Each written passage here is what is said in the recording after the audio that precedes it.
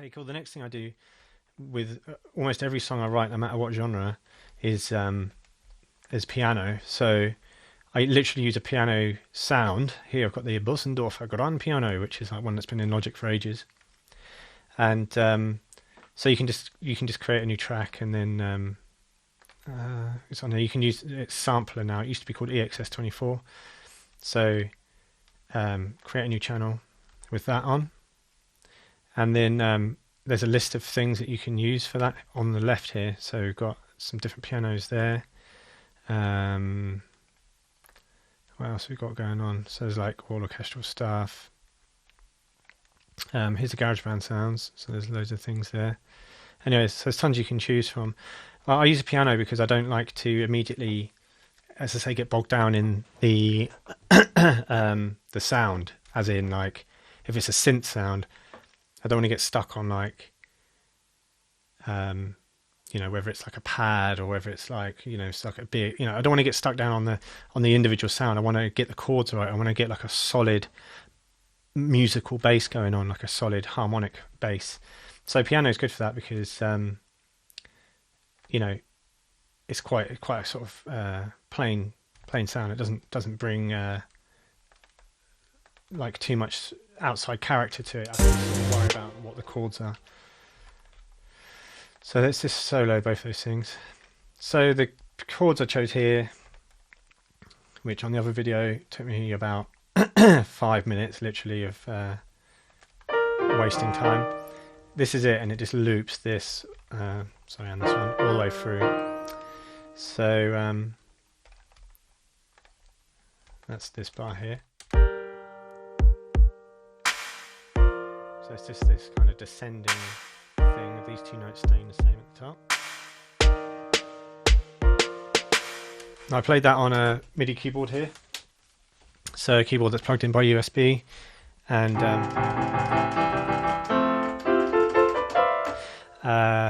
so that's what I do. I just sort of get onto the keyboard and play around with that. If you're no good at keyboard, I'm not very good at keyboard, I have to say. You can also draw in your sounds. So if you press the T key, it brings up this, or you can do it here, like pencil tool, and you can draw in notes. So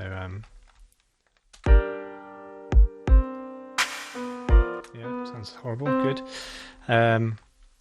Yeah, so you can draw in the notes. If you don't know anything about music at all, about different chords and stuff, obviously that can be tricky. So I'd recommend like just looking up some basic. You can look up like pictures of chords online, and it's just literally, you can see there's a piano here, so you can see that if you just wanted to pick a couple of chords, you can just find them online and just draw them in as someone's playing them. Yeah. So, and then just play around with like, just get two different things going on, or if you're coming to Music Fusion, ask one of the music leaders to help you with some chords, and we will do. Cool. So that's that, and that just repeats all the way through this backing track, because it's this instrumental. Strings. So I just wanted something a little bit higher to bite through. Yeah. So making a track is like, you need to think of. Well, you can think of it however you like. It's like really subjective music. You can do whatever you want. You can have a big load of just mushy bass and nothing else going on, and someone out there would probably like it.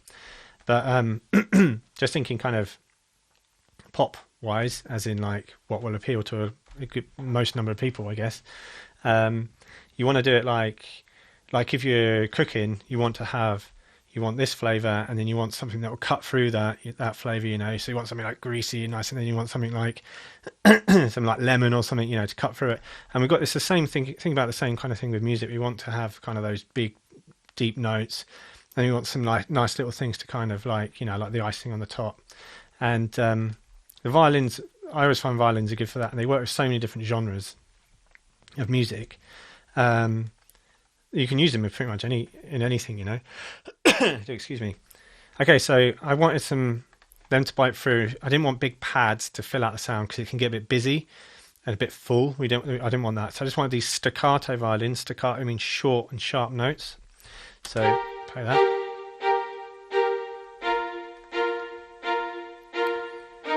Now over here, if you can see that, I've got two sets of violins. They're playing the same thing. I've changed the sounds very slightly in the sampler, but these are panned. If I play just one, I'm in stereo, that's good.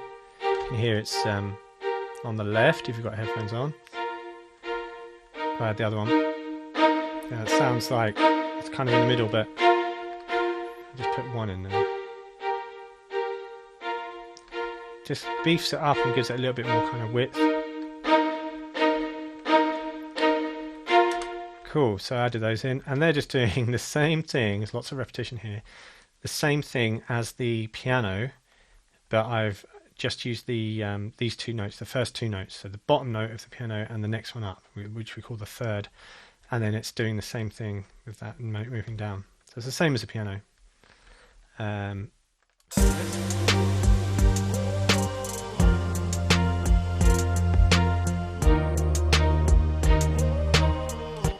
actually I can hear they're kind of coming in very slightly late, and that's to do with the attack.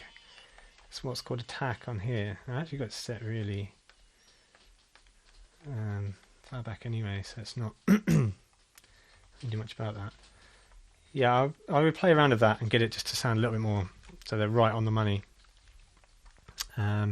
Anyway, those sounds come from the sampler again, which used to be called EXS24, and they're here in the orchestral section, strings, and then there's tons of stuff you can use. It's just about exploring. If you get a copy of Logic, or if you've got a Mac and you haven't got Logic, you can get a 3-month trial at the moment, so it's worth getting play around with it.